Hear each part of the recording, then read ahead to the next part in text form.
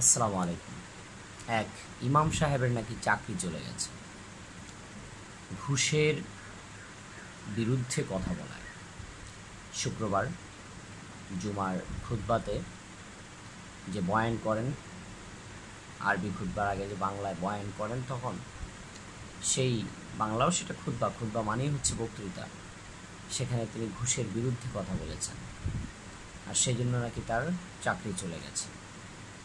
তার মানে যারা চাকরিটা খেয়েছে তাদের পাওয়ার অনেক, তারা অনেক ক্ষমতাবান এলাকার মধ্যে।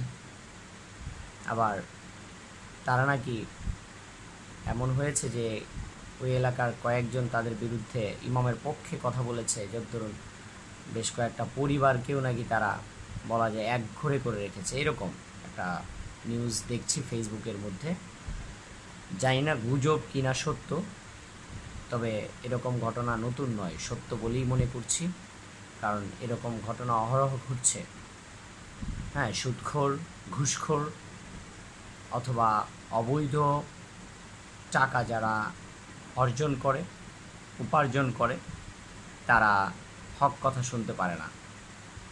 হ্যাঁ, তারা এটা যখন তাদের বিরুদ্ধে যায় তখন তারা সরাসরি ভালো মানুষদের উপর আক্রমণাত্মক ভূমিকা পালন করে।